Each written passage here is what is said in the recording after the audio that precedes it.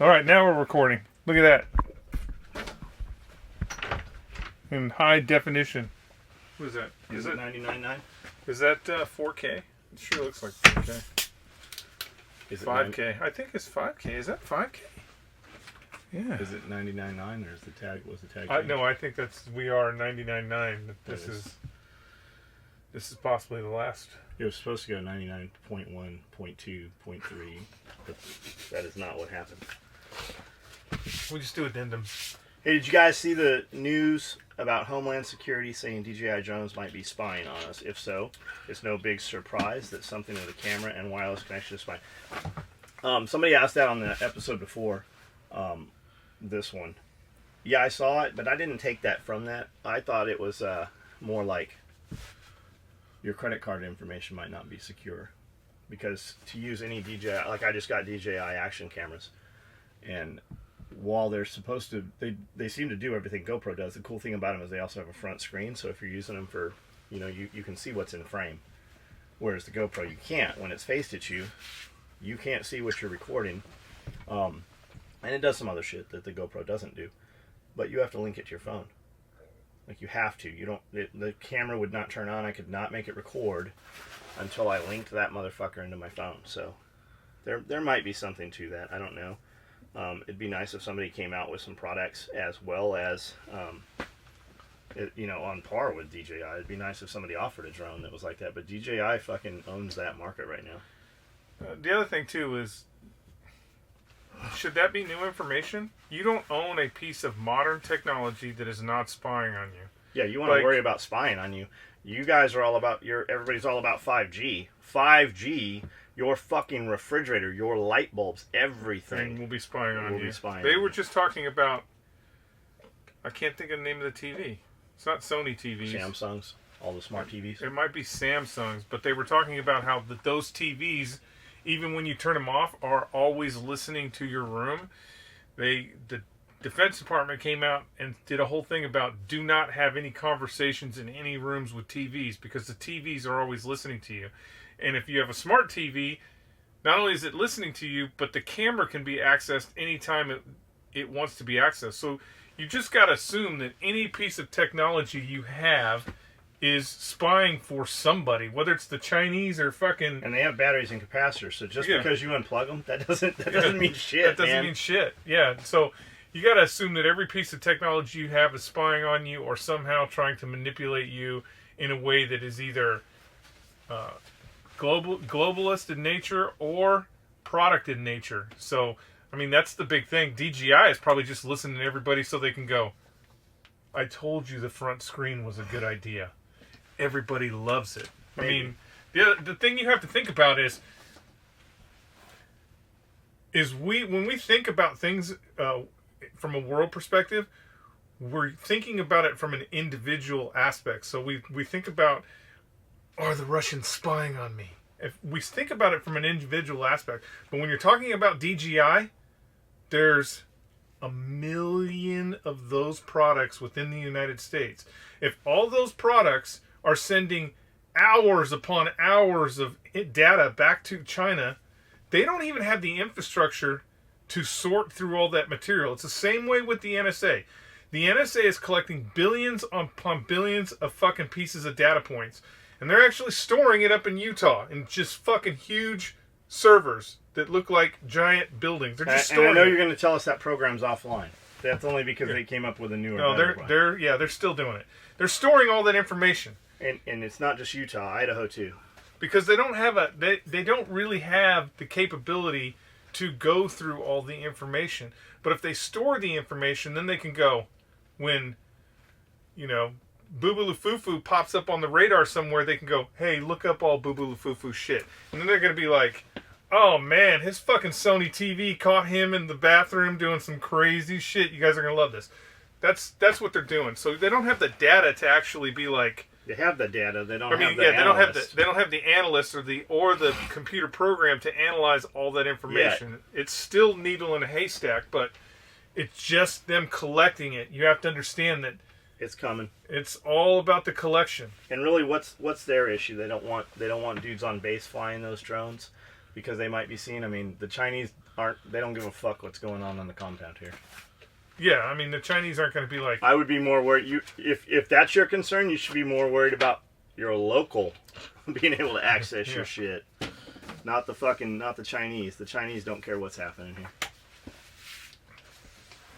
Hey, John and Skully, I just got my Blaze Orange Large tool bag a couple days ago, and it's badass. Funny thing is, I was out of town when John sent the email that they were ready to order. I still managed to get the email, read it, and place the order.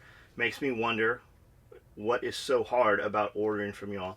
I got exactly what I wanted, and from the time I sent it to you guys, the email that I wanted to order one until the time it landed in the mailbox was a little over 2 weeks. This bag will house a recovery kit for my Jeep. It's awesome. So, yeah, that's what we've been doing. Like, you wanted that large tool bag, you hit us up, and I replied to your email and said, hey, when we have some, I'll send you an email. The day they finished up, I sent you an email. An hour or two later, we put them up on social media. They sold out in a couple minutes. We have more of them actually being made, tool bags and large tool bags in orange. The dudes online you see having problems and talking shit, most of those dudes aren't ever customers. You have small little pockets of groups, and they're not doing it in the open. It's always some little group you got to join, right? Because we see them every day. We get fucking telling us about them. And when you ask them what their order number was, they don't ever produce an order number. They don't ever have any substantial. Well, I saw it happen, or I heard this, or I heard that. That's fine. Let them go, man. If you engage in that with them, take the higher road with that shit. Like, there's no sense in fighting with a fucking retard on the internet. Just doesn't have an order number. Only speak facts. Like, speak from your own orders. Well, I've ordered 5 orders and I had them in 2 weeks or whatever. Don't ever fucking get in an argument or be an asshole to one of these dudes. Let them come off as the asshole, because for every one dude that's commenting in those threads, us included, like, you represent us when you do that, whether you think that or not. Most of those other guys will actually say that I sent you. We usually see it after the fact. We didn't fucking send them. Or they'll accuse you of being me. You're a shill for me, you work here, or you are, in fact, John Willis on a fake account. We hear and see that quite a bit, too. So, just take the high road. Let them be the asshole, and just remember that for every one dude commenting, there's 1,000 guys watching it. And when they see this all go, they'll see that dude, and it's never, the dude never makes a post like, fuck John Willis. He's never the dude that makes the post. It'll be like, somebody posts a video of one of our bags talking about how they love it, and somebody's like, fuck that guy, he's a piece of shit. Well, people are watching that. They didn't, had he not commented, that wouldn't have gotten much traction. It would have just gone on down, and tomorrow nobody would have seen it or commented on it very much. It's that fight. They like to watch that fight. And when they see, because that drives traffic and algorithms, when you guys come in and you're like, I have 5 orders, I have 10 orders, I have 8 orders, I placed an order and it shipped 3 hours later. Guys that are watching this play out see that, and they're like, man, there's a lot of dudes here that have this shit, that speak very highly of it, even though this one dude, and they go check the website out. Some of them become customers, some of them don't ever become customers, but we gain a lot of business because of that. So just remember, fucking just be the bigger dude there, man. And when you take part in those arguments, don't ever get mad about those arguments, like fucking calling that dude an asshole and calling him a liberal or a gun, but whatever it is, they're calling everybody today. Just always speak with facts. Just put your facts out there. Don't interject anything else into it. Clint Eastwood was not in The Great Escape or The Dirty Dozen, though. Charles Bronson is in both. Great movies, and The Great Escape is my favorite World War II movie, though fairly inaccurate historically. And the best Eastwood war movie is Heartbreak Ridge. 100% correct. John, you missed where I said also. The Dirty Dozen and Great Escape were awesome too. They were awesome too. Probably and just misunderstood the sentence. Okay. Since the personal income tax was passed to make up for the money that was going to be lost due to the Prohibition, shouldn't it have been repealed when Prohibition was? Can you imagine being so obsessed with other people drinking that you signed the whole country up for income tax? Well, we still have laws on the book right now that have to do with horse and carriage. Every time they pass a new law or a new tax or a new penalty, they don't ever revoke the old ones. So literally, if they took all the old laws and all the old taxes off the book that have nothing to do with modern day times, your taxes would cut by almost 50%. Like, you're still paying the horse and buggy tax. You're still paying the dirt road plow tax. You're still paying, even though there's interstates now, like, you're still paying all those other taxes. There was a great one about Texas seceding from the Union. Jack Spirko had him on 6 months, maybe a year ago. And this dude had a lot of evidence, like he was stating all the rules and regulations and laws and shit. And that's actually where I heard that. That dude, that's a fucking great episode. If you listen to that, it will really make you think, and then you'll go start looking that shit up, and you'll find that is in fact the case. If they took all the taxes off that no longer have to do with modern day society, your taxes would be cut almost in half. You're never gonna see, and you can't even come up with a federal or state tax where they have given it back to you. Once you wet the government's whistle with those fucking dollars, they are always going to keep those fucking dollars. They're going to keep them. That's just the facts. It allows them to buy more guns to make you pay more dollars. It's example is in California.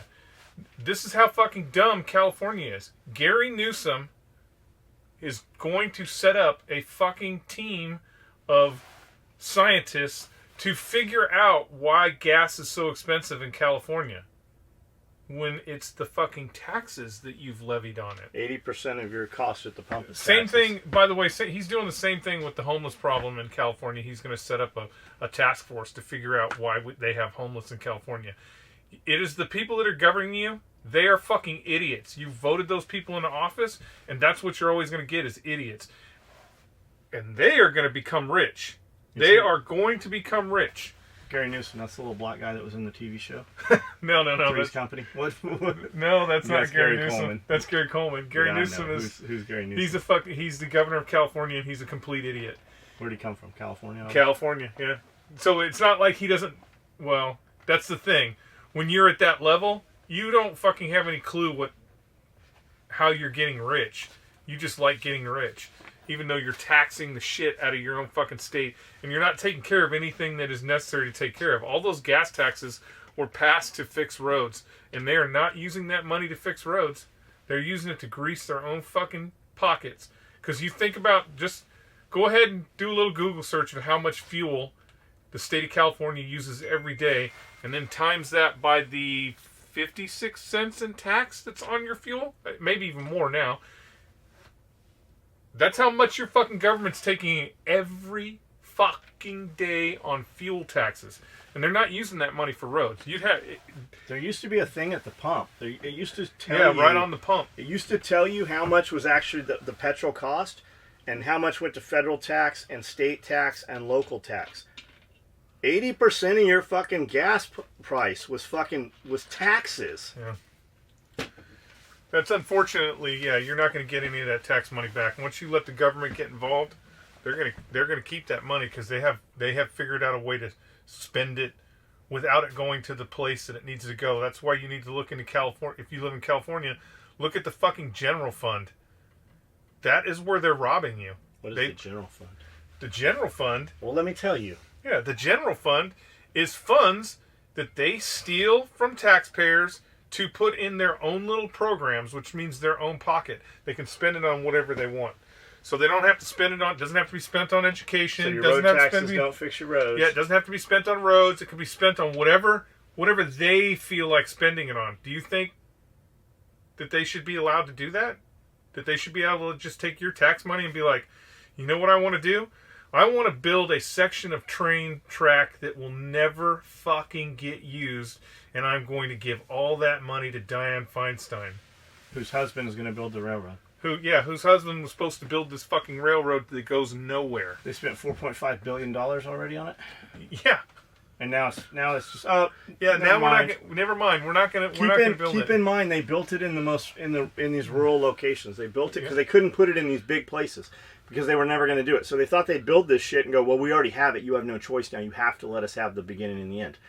They went through and cut down 150-year-old orchards, almond orchards, farms, all kinds of shit. Like decimated fucking generational families' lives. by turning the water off. They literally turned the water off. They could have moved the track over fucking like 200 feet, but because they wanted to cut through this dude's place, they literally fucking just, there's hundreds of stories like that. It's fucking crazy. And Eminent Domain, they had over 1,000 pieces of Eminent Domain that they needed to get, and they'd only legally had like 4 or 5 of them at that point. But they fucking cut all the water off to all these fucking farms that had been there for fucking generations. And now you have a train track that goes nowhere. That goes nowhere. They haven't even put a train on it.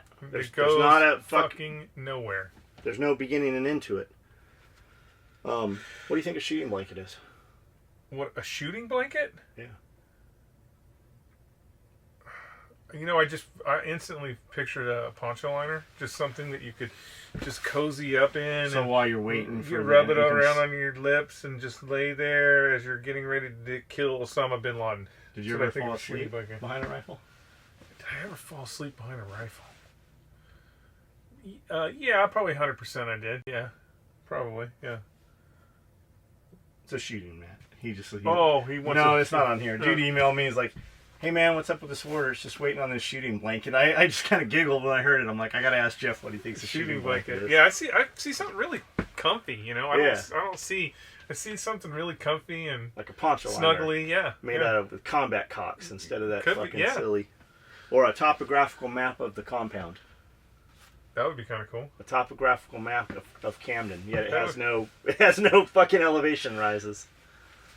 You know what you do is you build in chambers. Hashtag this is all my idea. You build in chambers into it, so when you blow into it, the terrain actually rises on your fucking like Atlantis, it just rises water up residing out of your woobie. So most people probably don't know that we were taking poncho liners and putting cordura on the backside of them, sewing chambers in them, so that you could actually put vegetation up, and then we'd put a zipper in them so you actually could zip that fucking thing closed. I bet we built probably 50 of those when we first moved in the shop. Did you ever see one of those? I don't think I've ever saw one. We did them like for Tito Ramos. Well, we were doing it for Lance's guys and, all the recon dudes. Maybe we should get some poncho liners and you do that again. Yeah, we'd do it a lot lighter nowadays. It would weigh a lot less now. There was only 1,000 in here back then. Since the personal income tax... hey, John, thought I'd share this. Bought an AK M4 chest rig a couple of weeks ago. Of course, in Typhon Toxic, like all my stuff. Hold on before somebody says something. He means a micro rig. It's an AK M4 micro rig. We actually make a product called an AK M4 chest rig. It is a big chest rig. We have never built one of those in Typhon Toxic. I am not military or law enforcement, so really bought it with no clue why. I just needed a Typhon Toxic fix. Found perfect use. Wear it out trout fishing. Phone in one mag pouch, Leatherman wallet and keys in the other mag, and tackle in a large. Then at night when I go coon hunting, I outshine in my mag. I don't know what he's saying. Something in my mag pouches. GPS, maybe he means shine. I don't know what that is. GPS dog tracker in other mag pouch and other gear in big pouch. Works so awesome for hunting, fishing, adventures. Thanks. Love it. And I was so very impressed with how well these things are made. Way overkill for fishing lures. We've heard of dudes using them fishing. They're great like on a four-wheeler out here just fucking around on the property. You can put a couple bottles of water, some tools and shit. That's what we tell guys all the time. The stacked micro is a straight gunfighter rig. It's small, compact, has dedicated medical. But that other rig, because it's not one mag, one slot like the stacked rig's faster. You don't have to open lids. But if you ever want to use it for anything utilitarian, the AKM4 costs a little less, and you can use it for all kinds of shit. Yeah. AKM4s, plus utility stuff. Oshkosh is building the new LMTV armored version in, if my mind serves me right, multiple kinds of hemlock. I believe water hemlock is the highly poisonous one. It grows naturally all over Colorado.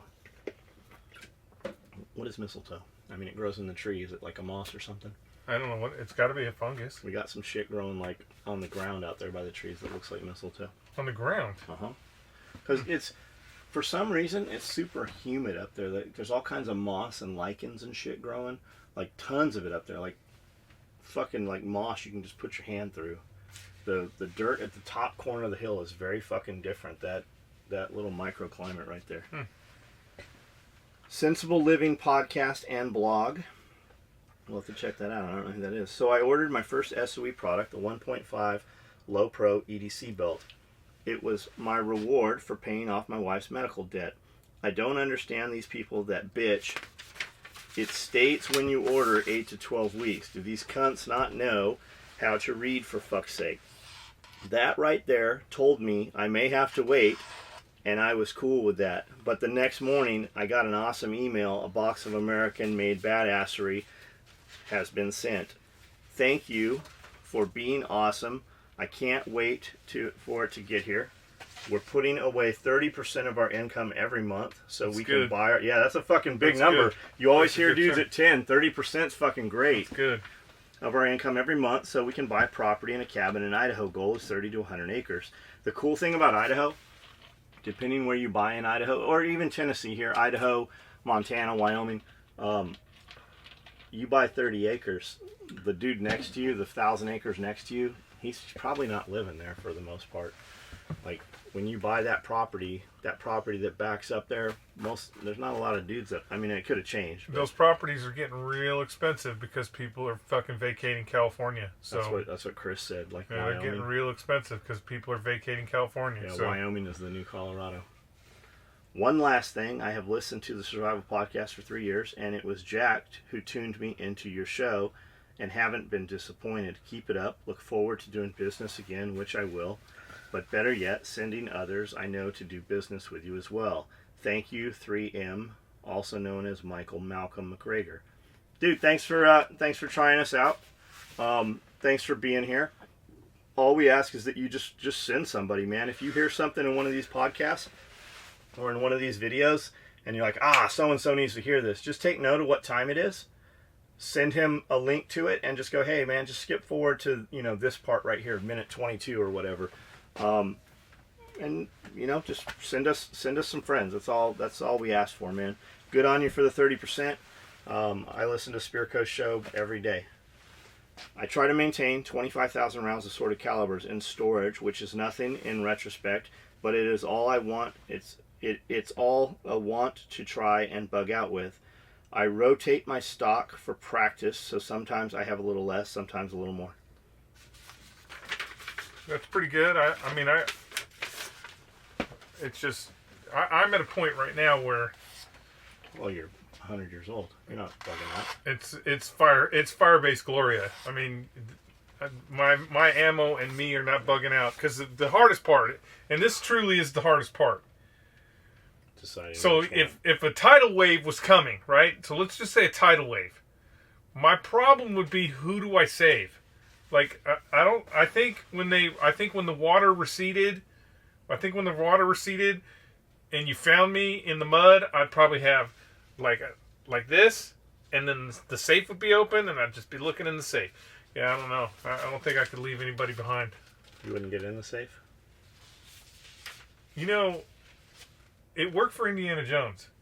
That was just a refrigerator. So maybe there's enough air in the safe for me to survive. The problem again is I'd have to kick some of my babies out, and I don't know if I could take that kind of loss. That big Tex gooseneck trailer you were talking about is called a hydraulic dovetail. They are cool, but suck in reality. The Dove can't lift shit for weight and have no lockout feature in the up position. Oh, I didn't know that. So they bounce going down the interstate and destroy all the bushings on hydraulic rams. I would think too, like when it's unloaded, if it's bouncing, man, that's got to be fucking miserable without. That's my biggest problem, like with a trailer, is you feel that motherfucker. Like I've got these and they literally bounce the way the roads here are, until you put weight in them. My best friend has one, a 42-foot dual tandem deck over, and we have had to repair it at least 3 times over the last 4 or 5 years. Maybe the new models have better design, but the old ones suck. Do you guys think we need more regulations for regular driver's license drivers driving shit way too big for them to handle? like the 80-year-old people driving these big pusher bus motorhomes and 30-foot bumper pull behind it. Here's what I have to say. We've been driving, how long we've been driving? 100 years almost now? Yeah. Yeah. Fuck no, we don't need any more regulations. I haven't seen anything jump out. Like, I do see old people driving. Like, I ride as a passenger a lot, so I always look up in mobile homes and stuff. I'm just looking for somebody to flash me some titties or something. And there's a lot of old folks out there. But I haven't ever, like, I'm on the road a lot every weekend. I've never seen, like, a motorhome almost run me off the road. I see fucking semi-trucks. I almost got killed twice last week on the way to Jackson, and it wasn't old fucking people. It was fucking semi-trucks texting is usually what it is. They're texting, and they're fucking, like, making peanut butter sandwiches. He's in the back, and the truck's just driving. If anything, we need fucking truck driver regulation. And I know, truckers, we don't have, everything in here came from a trucker. No, I don't think we need more regulation. I haven't seen a huge cry for, there hasn't been a lot of fucking murders and rapings because of fucking old folks driving motorhomes. I don't think so, man. Around here, it's crazy, too. So I didn't know until just a month or so ago when our friend's a state trooper, I'm like, do you have to have lights on your trailer? He goes, yeah, you have to have lights on your trailer. I go, a local cop actually told me I do not have to have lights on my trailer. Like, we would drive all the way to Nashville without them even plugged in and shit. John told me that, so I never plugged in the trailer lights. But like, you will see a trailer pulling a trailer here. Not like a semi-truck with two boxes. You will see the Clampett's fucking car with a smashed down station wagon roof pulling a trailer, and on the back of the trailer is a bigger fucking trailer with fucking two boats on it and shit. Like, you will see crazy shit here. Yeah. So, like, no matter what we're doing, like, they're not even looking at what we're doing, because every day there's some crazy shit that was somewhere else. Skully and John spot on about the hemp guy's question. I figured the fiber cleansing process for the material aspect, like canvas for sails and heavy rope or fabrics, as a possible future semi-profitable way to cleanse your land and possibly clean the groundwater. Thank you, SOE. It sounds good. I don't know that to be fact, man. And if it is doing what you want it to do to the land, I would think that would be a good use of that product. Obviously not human consumable because of the heavy metals and stuff, but why not fucking put it into sails or cordage or something somehow? Is cordage really even natural fibers anymore? I think most of it nowadays. Everything is made with the oil, my friends. Yeah, it's all plastic. Everything, but I mean, bugs don't eat it. There's a lot of alternative stuff you can do with hemp. The big thing they talk about is make bulletproof vests. Fucking biodegradable bottles and shit like that. But then in that in itself creates its own problem. What if you want to store that? If you want to store that water, you got finite time. We got damn sodas eating themselves out of fucking cans in here. That's true. What's it gonna do? What's it gonna do in hemp? I think that market should just be opened up, and if you want to make fucking hemp sails or hemp clothes or hemp shoes, then fucking more power to you. Killer podcast, guys. Loving the videos. Skully, what twist rate on an AR, in your opinion, is best, and what weight pill do you run with that twist? I typically run 1/8 twist with 62 or 70 grain pills. I've never heard him called pills. He means he means bullets. Yeah, I think so. I think that's what he means. I use the 1-in-7 because that's what the military standard is, and that's the ammunition I'm going to be shooting. I shoot a lot of fucking green tip, and I actually shoot a lot more 55 grain just for kind of around the house training. But if I really need to shoot that gun, it's gonna have 62 grain fucking green tip in there. That's what I'm gonna use. So I don't get into any of the weird bullet twists. I got 1-in-9s. And I think I have a 1-in-12, but that's just because it came that way. Yeah, that's just because it came that way, because it's a retro gun, a Vietnam gun. So I don't know about a 1-in-8. When you're out on patrol and you fall asleep against a tree and your barrel fills up with water, do you have to make a conscious effort to dump the water out nowadays, or is that? Wait, but how did the water? I don't know. You just always hear that Vietnam story. I think. Yeah, we made contact And the guy next to me went to shoot my boy in my platoon, and it blew his face off when the bolt came out the receiver. I think that there was other things wrong with that firearm. But you hear this i.e. every... water in it. My uncle told me, or my that's a lot of military. My grandma's boyfriend, you know. That's a lot of military.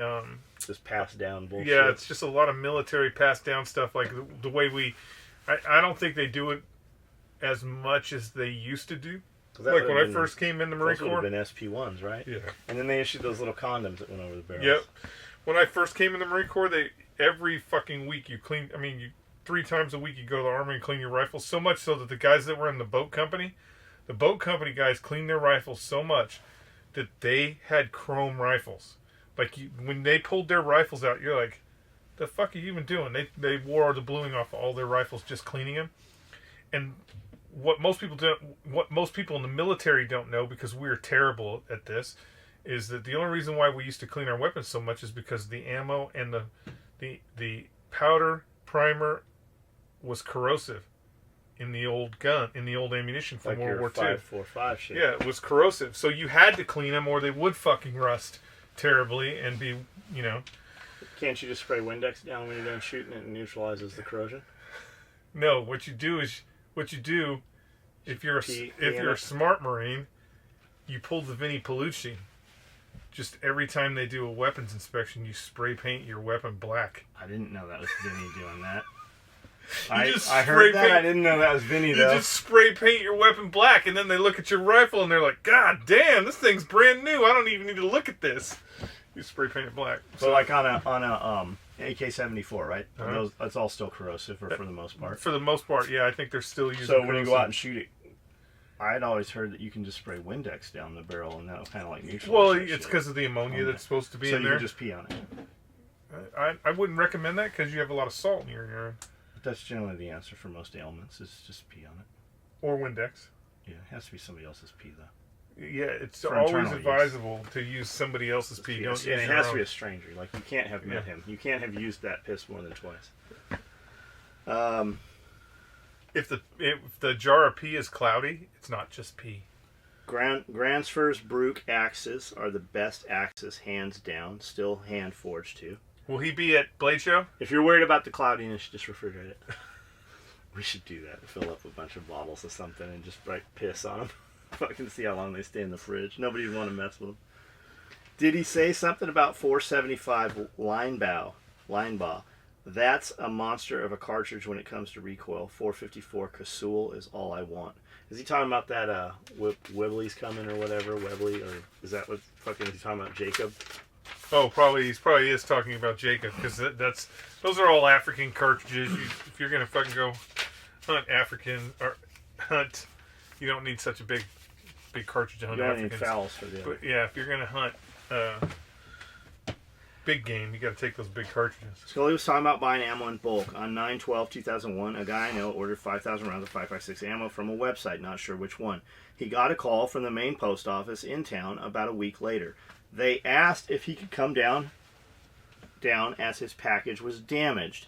He said he hung up and immediately thought, fuck, the ATF is here. Sure as shit, when he walked in to one of the conference rooms, 2 ATF agents were there and wanted to talk to him about what he was going to do with this ammo. He was allowed to leave with it since he wasn't on any list. That's way back in 2001. You got to understand that there's a lot of crazy shit to go. I can't believe it from 2001 though. I mean, it is the times are the times of the times. Anybody who's buying a lot of guns and buying a lot of ammo, the ATF's going to be like, "Hey, take an interest," especially if it's something new. Like, obviously, if you've been doing it for fucking 40 years, there really shouldn't be a reason for the ATF to take interest in you, unless you've been also, I don't know, burning crosses in your front yard or doing something crazy like that. Then there's a reason. But, with all the fucking kooky, that's right, liberals out there that are fucking shooting up schools and fucking movie theaters and all that other bullshit, they have to look into it. The reality is, and I know I'm going to get pushback on this, but the people in the fucking ATF, they're just regular dudes.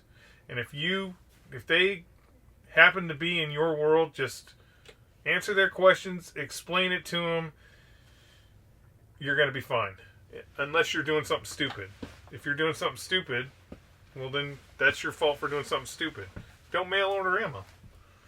And then somebody replies to it. The timeliness makes sense. I don't think you have a chance in hell of that happening now. E-commerce has changed so much that they'd have to hire 10,000 agents to track down everyone who buys bulk ammo. Not only that, they can data mine that shit. It doesn't even have to go through the... It doesn't even have to wait for it to be at the post office anymore. They compile that information just through data mining. Like, they're arresting dudes for buying magazines because they can't own guns. There's dudes that can't own guns, but you can still buy magazines through the mail or whatever, right? They have built cases entirely upon that. Where they get that from, I don't know. If they're just looking at that guy and they start looking at prior history, or they go back to the end user and they pull fucking data from wherever he bought it from and start tracking in that method. I don't know if they were looking to him prior or what. Is that firearms and firearms related products? I don't understand how you could be in trouble for having a mag. Well, I guess I can understand it, but I can't have mags. Why? I don't know why I can't have mags. Like, if you all the mags that are here, they're all... Yeah, no, I get that everything's cut up, and that's probably the best way to be, but in my head, I'm just trying to figure out... But there's no controls over it. Like, you could go and buy them through the mail, and they have worked cases in that manner.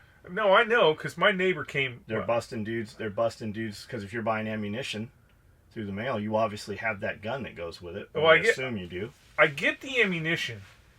I get the firearm. Even as far as looking at those websites. But the magazines, I mean, I don't know. I feel like if I was a judge in a courtroom, the first question I'd be like is, did you find any guns? No, Your Honor, we didn't find any guns. Did you find any bullets? No, Your Honor, we didn't find any bullets. It would still give then this probable is just a cause. fucking hammer. It would still give probable cause. Yeah, I see that. I see the probable cause to get in there because why do you have it? Because like my neighbor had a rubber duck, and he got in trouble. See, I didn't have any problem. I didn't have any problem but my federal probation is different than state probation. State probation, it would have been an issue. Like my probation officer, federal, I had 4 of them over the time I was on probation, and they were all pretty fucking cool. Like one of them was really cool. Like he bought 25 fucking phone pouches for his office off of us. But the other one, when she came in, Sean, his name was Sean, the first one. I'm like, so what are my boundaries? He goes, what do you mean? I go, can I go to a gun shop? He goes, yeah. I go, can I go to a gun show? He goes, yeah. He goes, I don't even care if you're touching the guns. He goes, just don't take them home.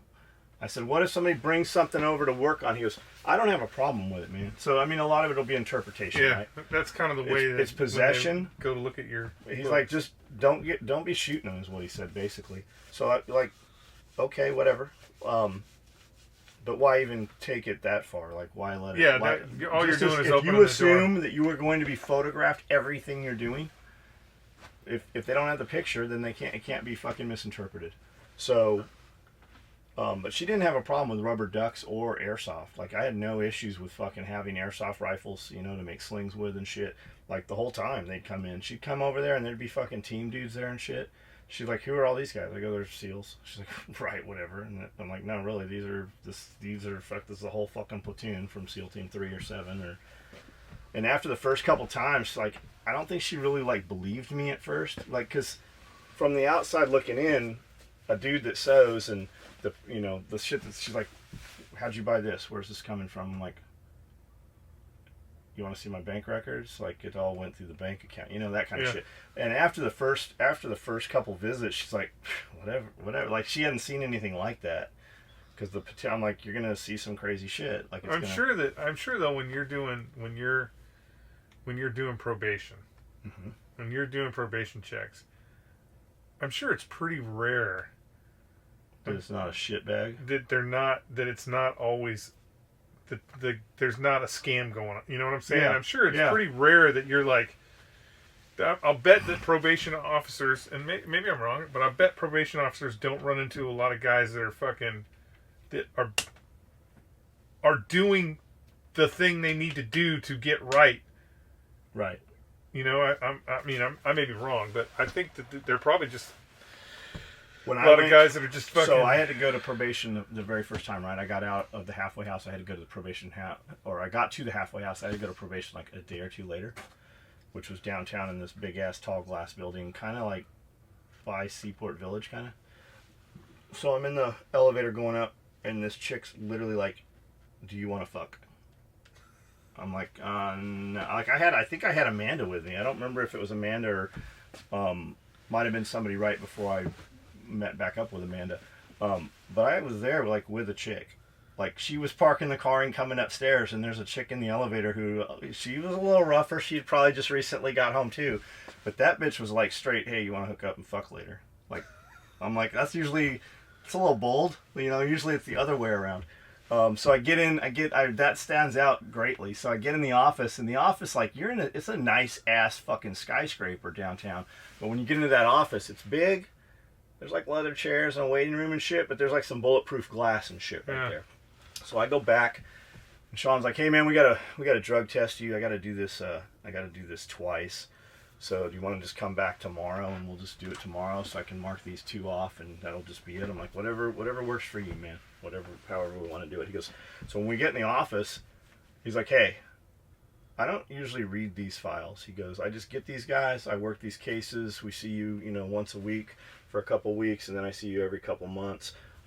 He goes, "But I remember your case. Like when I saw this, I remembered seeing this on CNN, so I actually read all this stuff." And he had a file, dude. He had a big fucking file. He goes, "I read every page of this." He goes, "You got fucked on this." That's what he said. He goes, "You really got fucked." He goes, "It didn't sound right when we were seeing it on TV, and then you being out for 24 months. He goes, "None of that made any sense." He goes, "I'll tell you, they're going to come back and want you to they're going to want to talk to you and give up some dudes." He goes, "I'm telling you, do not ever fucking cooperate with them. Do not ever fucking help them in anything because they will own you." I go, "They already came." I go, "They were going to let me out at 11 months. They drugged me back down here. They wanted me to testify, and they were going to let me go home." He goes, "That's exactly what." He goes, "Don't fucking help." I go, I didn't. But for like a cop to tell you that was some shit. And he was also the one that he's like, "Hey, also, if you ever get pulled over, like, you are not a fourth waiver." And I go, I've heard that. What exactly does that mean?" He goes, "So when you're on parole or probation, you don't have any Fourth Amendment rights. That means law enforcement can search your person, search your house with no probable cause, no arrest, anything." He goes, "That is not the case for you. You are not on state parole or probation. You're federal, and federal probation, you are not a fourth waiver. So if local law enforcement stops you in any contact, they do not have the right to search you. Just know that." And it was like I was coming from Oceanside in the Suburban. I was driving Amanda's Suburban, and we were coming from the apartment in Oceanside to my mother's house. The kids went to school at my mom's house. So we'd go up there and then come back down, and then Amanda and I would work all day, and we were doing that. The kids went to school where I went to elementary school. So they just walked right across the street and come home. And on the way down to San Diego, we got pulled over by CHP.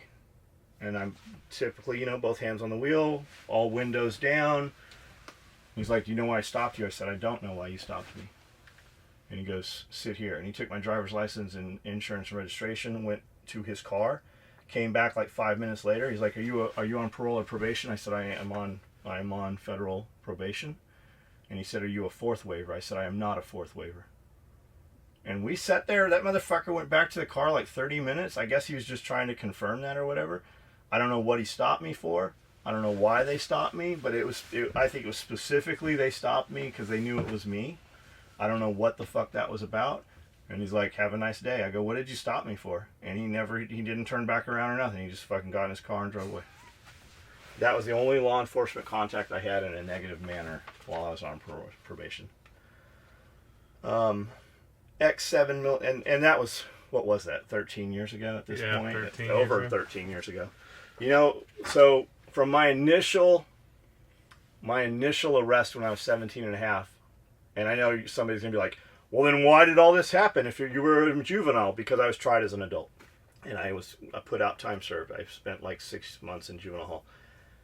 When they did the raid, it was 3 weeks shy of 14 weeks. When I went to court and everything, the demarcation was 14 years. So had that all happen 3 weeks later, I would have never spent a single day in fucking prison, because it would have been a downward departure on there. And here we are right now, right back at almost 14 years from that. Oh man! Like, can you believe that it's been that long? Fucking crazy. X7 military agreed his package did break open, thus ATF talking to him. Otherwise, they would not have known. That's a long ass time, man. Not anymore, man. You know when ammunition's coming. Yeah, it's marked. It's marked. Like I see it when the UPS brings it into TAC response when they were on the property. They fucking just get carts, man. They're dropping off gun safes and fucking ammo and all kinds of shit. I've actually had ammo delivered in the military wooden crate. So the same crate that, I've bought ammo. And I've had it come in the same military crate and the same military cans. And they just put a fucking label on there. Now that was our UPS driver 10 years ago, but I've had it delivered that way. Our UPS driver here delivers to Jeff's house 100 miles away from here. And he'll be like, hey, I got some stuff. Do you want it, or you want me to just drop it to your house? And they'll just take it and leave it at Jeff's house. Yeah. Do they have access to your shit? No, they don't have access. We got the porch, so they can put it on the porch. We had in Oceanside, they could actually, I think, we were someplace where UPS could actually access it, like a Sally port almost, and leave shit in there secured. Holy shit, ran across this dude on YouTube today. Ever see Greg Trombone with Bone Tactical? Guy ain't far off the Voda, in my opinion. Have y'all seen him? What do you think? I have seen him. His shit's pretty fucking far out there. I wonder if it's bullshit. His big thing is that he's a felon. He can't possess guns in the United States, so he operates, and I'm not going to be held down by the man, so he operates down in Mexico, it seems like. Not my choice. I'd be curious to hear what Ed has to say about him. I'm sure if he's running around Mexico, Ed has to know who the fuck that dude is. Not the most gun-friendly place either. No. And he's like, axe this and fantasy knife that. I don't know. He could be a fucking totally cool dude. I don't personally know him. I've only seen a couple of his videos. And you have to remember, in videos, people are showing you what they want you to see. That's part of like why we just turn on a live video through the day and walk around, just because you can see everything, not just what we fucking cut apart and edit. Ed's manifesto was on Rogan. Really? Just on Joe Rogan, yeah. I haven't listened to it yet. I don't either. We'll see him. Wait a minute, Ed's manifesto, that anti-kidnapping, fucking okay. Operating down in Mexico. Who are you thinking? I was thinking of Cypress Hill.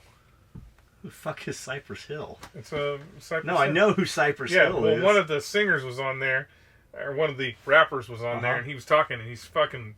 You want to be a rock superstar. He's pretty awesome. He's fucking pretty awesome. And some of the shit he was talking about, and I thought maybe that was his name. Motherfuckers like chameleons. What you're doing is hot. They're going to come out and try to take a bite out of what you're doing. He's fucking awesome. Yeah. No, Ed's fucking carry handcuff keys. Gotcha. Fucking getting out of jail, getting out of prison, fucking that kind of shit. Just anti-kidnapping. Take your chance. You're only going to have one chance kind of shit. Yeah. A lot of video from Mexico and stuff, but he'll be at Blade Show. You met him last year, Eli. He came over to talk your best chance is with the guys that kidnapped you. That's exactly Once you start getting pushed up the food chain, it's going to get harder and harder for you to get away. That's exactly it, man. A lot of videos where like a dude just jumped. He's like, "That's your best bet." Yep. Jumped out of the car. That's best bet. Completely random, stupid civilian question. In conversation, one of my coworkers started talking about East Coast teams and West Coast teams. Is there any difference in the two besides geography? Do they have different missions? Area of operations, yes, the East Coast teams has all the specialized teams.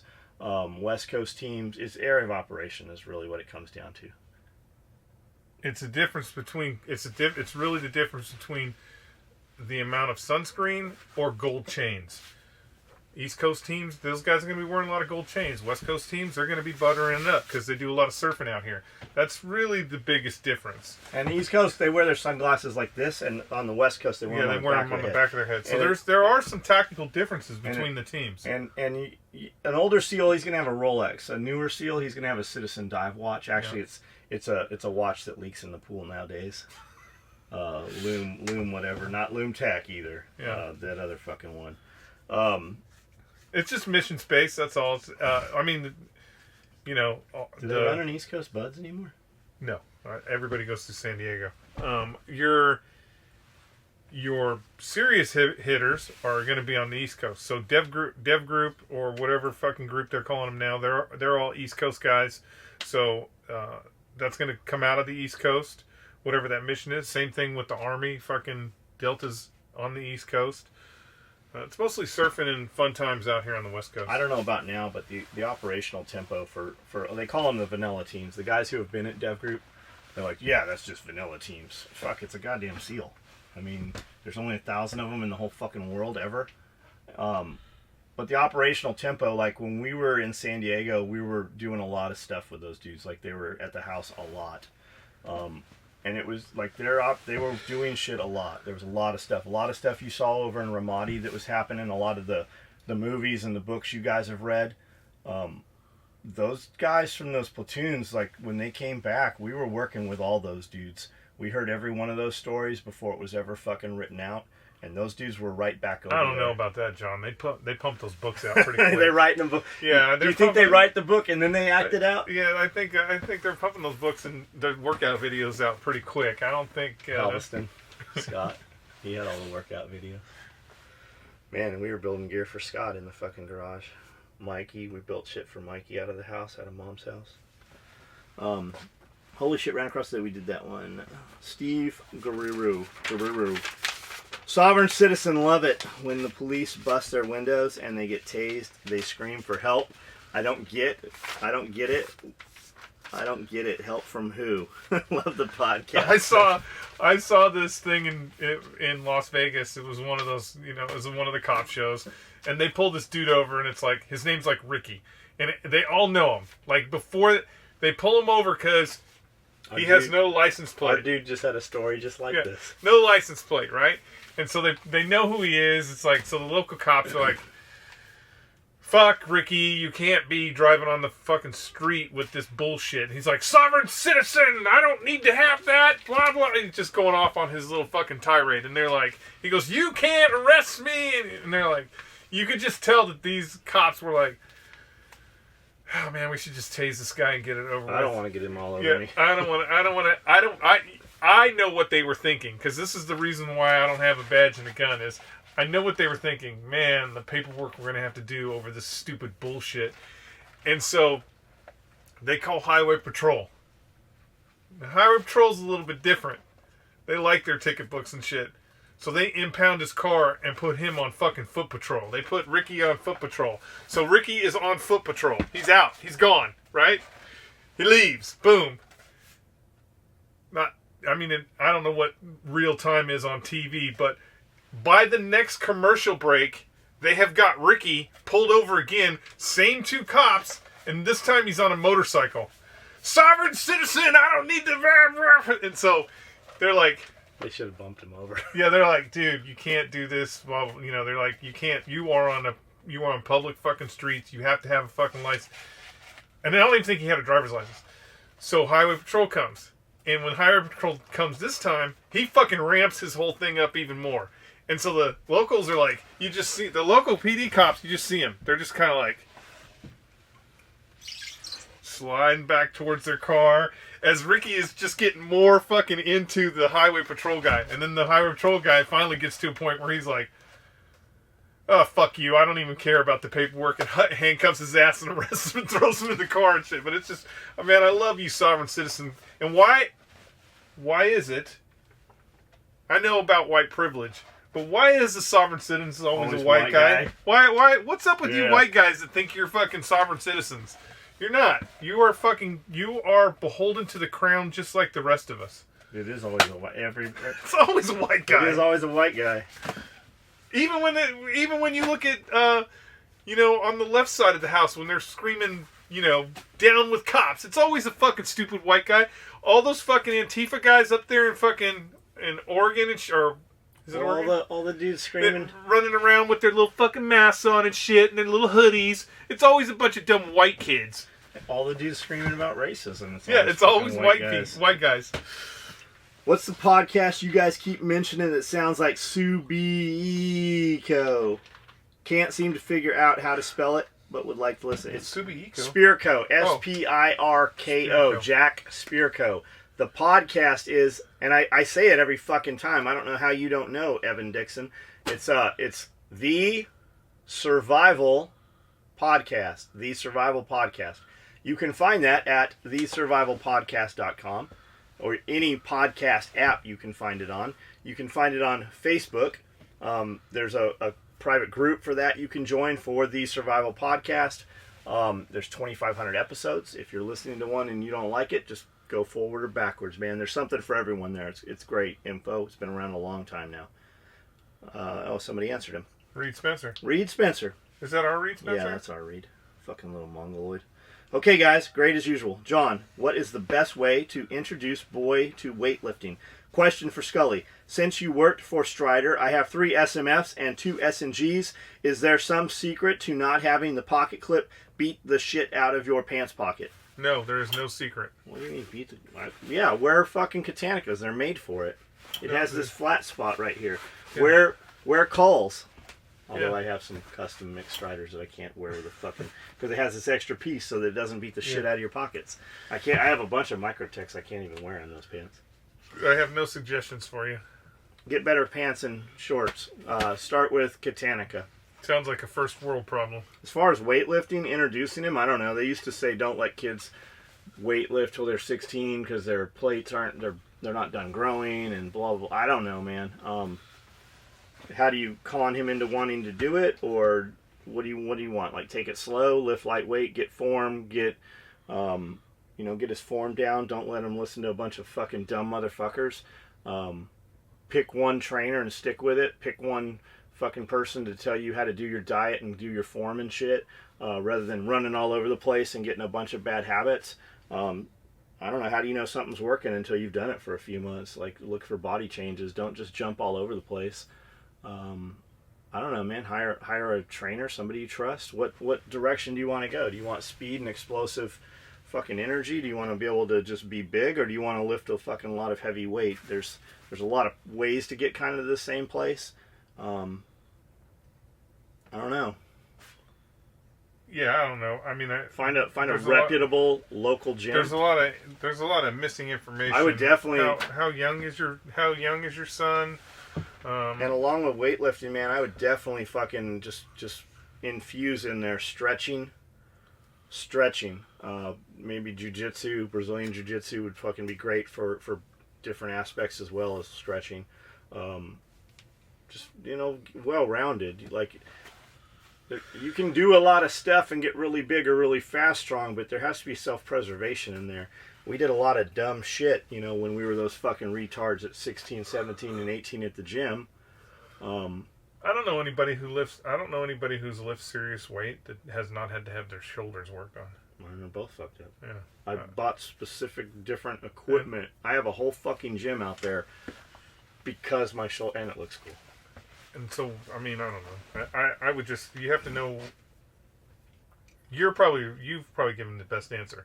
Find a professional, get a professional trainer, make sure they're doing all the exercises right. Because chances are, that's where they're going to get hurt. You want to look big with your shirt off? You'll look bigger by losing fucking 10 pounds of fat than you will putting on 10 pounds of muscle if you still have 10 pounds of fat. You see a lot of dudes, like it's kind of a mind fuck. Like, you'll see some dudes like, yeah, Joe, you're big as fuck. What are you, 210? He's like, no, I'm 180. It's because he has no body fat. Like, it's deceiving. Buy better pants. Buy better pants. Buy clothes. Or don't buy better pants. Just get some 500 Carrera and have your old lady sew that shit on there. Or you don't even need the Cordura. You could go to Walmart, go to the sewing section, and they have those iron-on patches that you used to get for your knees. You can just iron that shit on right there, and it'll protect your pants. For every 1,000 rounds of ammo, you should have a class behind it. Shit hit the fan, you're not using all that ammo. That's usually a dude who doesn't have a bunch of ammo. That's usually, or not enough magazines, because... okay, this is what I'm going to tell you, because... Me and John had this comment. We had this little argument. I don't even think it was an argument, but we had this little discussion when I first came here.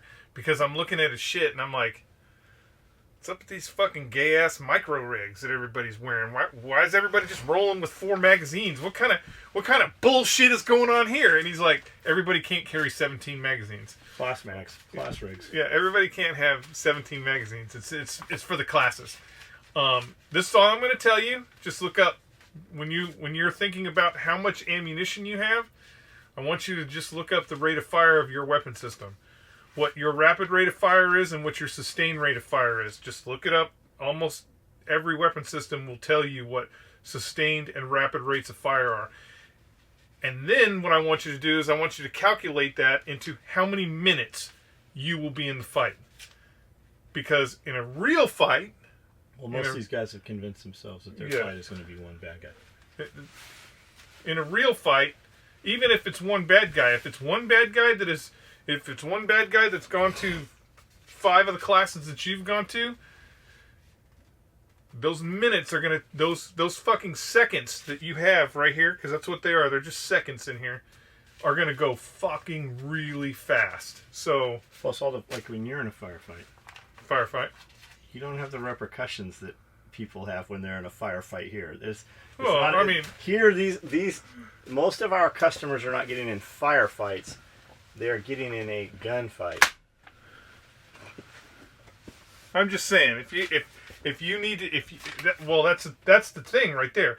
If you feel like you need an AR-15, then you feel like you're going to get in a firefight. Bring 5 buddies with AR-15. Which means you need more guns and more ammunition.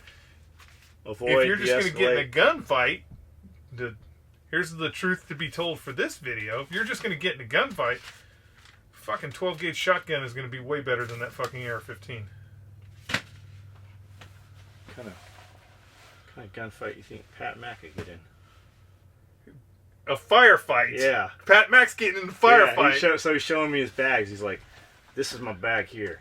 And he's going through it. He goes, I have a box of Sharpies so I can write good guy this way. Like he's got it like he's got that shit down, man.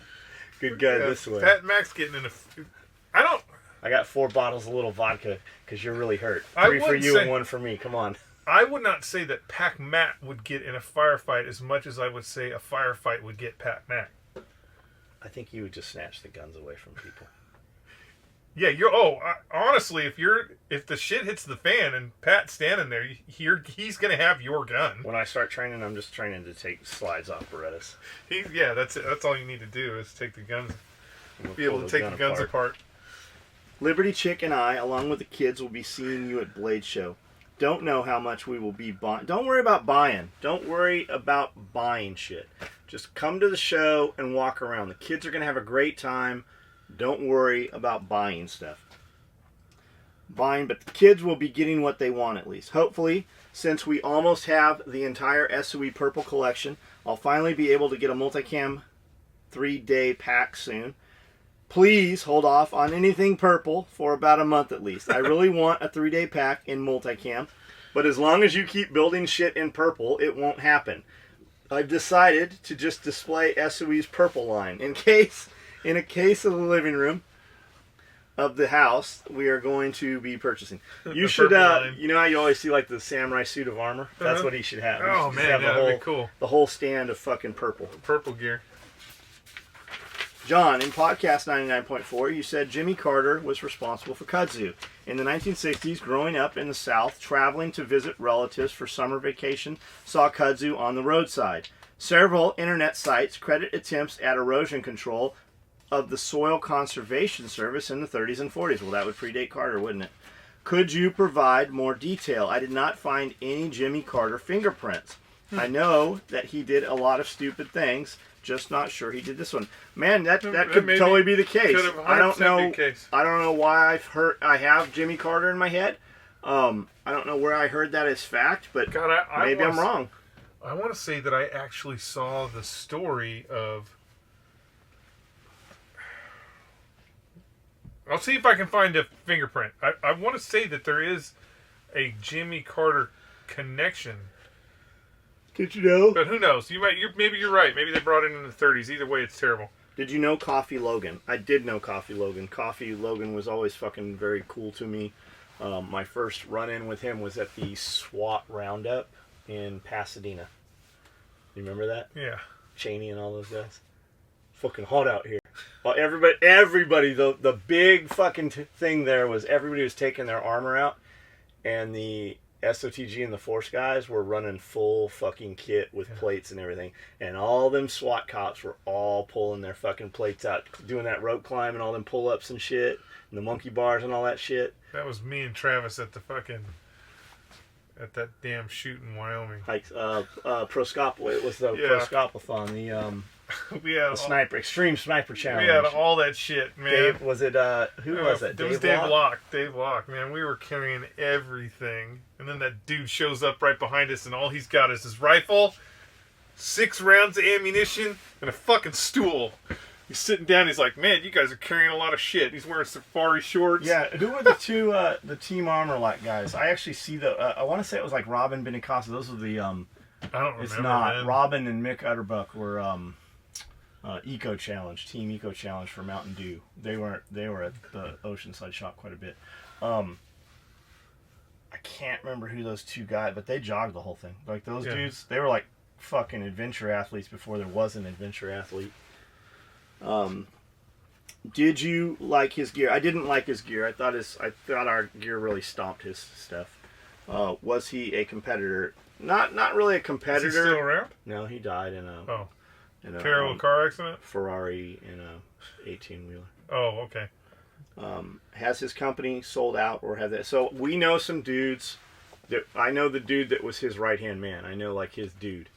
And those dudes were super cool. Somebody bought the company and things drastically changed. A lot of you may or may not know Grey Ghost is their import line. LBX is London Bridge's import line. Shellback Tactical was Tag's import line. Like there's a lot of that stuff. I don't know anybody currently at Tac Taylor. I haven't even seen anything of Tac Taylor. I see some Grey Ghost shit here and there. The people I know had nothing nice to say, but I mean that could be new ownership. I really don't know. I don't have a lot to. I don't know, man. My favorite World War II movies: The Big Red One, 1980, Lee Marvin, Mark Hamill. I'm thinking Hamilton. Robert Carradine, The Great Escape, Steve McQueen, Charles Bronson, James Gardner, Richard Attenborough, The Dirty Dozen. Yeah, we don't need to read all these. He's just fucking reading the cast of all these movies. Shit, I forgot about Patton. Great flick. Big Red One's a good movie. Norwal Music says tremendous video. Norwals everywhere. Patton's a great movie. Would we have been able, if Patton had not slapped that soldier, would we have been able to invade Europe on D-Day?